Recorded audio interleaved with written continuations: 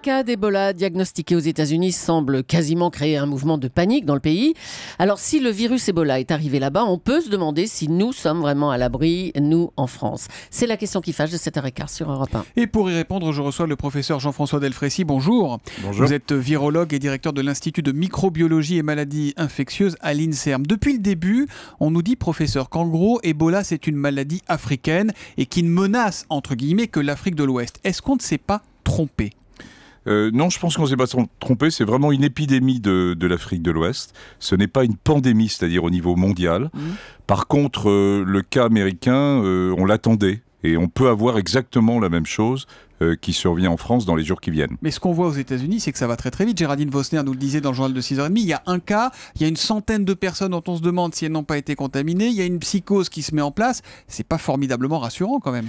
Non, c'est tout l'aspect, à côté de l'aspect médical, il y a tout l'aspect culturel autour d'Ebola et les craintes évidemment et les fantasmes qui peuvent survenir. Elles sont irrationnelles quand aux États-Unis on refuse de changer les draps du patient ? Oui, c'est irrationnel dans les conditions de prise en charge qu'ils ont aux US.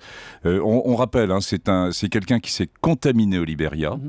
Il y a une phase silencieuse ensuite qui peut durer de quelques jours à 18 jours. Mais on est contagieux pendant cette phase silencieuse ? Et pendant cette phase silencieuse, on n'est pas contagieux. D'accord, donc c'est quand les symptômes arrivent. Et quand les symptômes arrivent, température, diarrhée, douleur musculaire, eh bien à ce moment-là, le virus explose. Et c'est le moment où on est le plus contagieux. Alors, oui, ce qui s'est passé... mais les symptômes que vous nous décrivez là, c'est la grippe, c'est la gastro, donc on va pas forcément dans les 10 minutes chez le médecin quand on a des symptômes de grippe. Oui, et là, ça peut contaminer. C'est extrêmement banal. Et en effet, c'est ce qui s'est passé aux US. La personne est arrivée aux urgences et elle n'a pas été prise en compte. Parce que la question, en fait, qu'il faut poser... devant un contexte de ce type, pour les équipes médicales, c'est de dire est-ce que vous avez été en Afrique de l'Ouest ou en contact avec quelqu'un d'Afrique de l'Ouest. Et à ce moment-là, c'est bingo, parce qu'on sort tout de suite l'ensemble des mesures qui doivent être prises. Sauf que ces questions, on ne les pose pas aux voyageurs qui arrivent de ces destinations-là. Et aujourd'hui, on peut continuer à arriver en France en partant du Libéria, de Sierra Leone ou de Guinée-Conakry, que ce soit avec Air France ou quand Air France n'assure plus les liaisons avec la Royal Air Maroc, par exemple. La réponse est non. La réponse est, on vous pose ces questions quand vous partez des aéroports africains. Et on vous demande ensuite si vous avez eu de la température ou si vous avez des symptômes. Après, les gens répondent oui ou non, hein, c'est compliqué. Et on vous demande rien la plupart des cas quand on rentre à Paris. Mais quand on rentre à Paris, non, vous êtes déjà revenu à 6h30 du matin par les vols de nuit, hein, où il y a tout le monde qui arrive. C'est en effet un peu compliqué.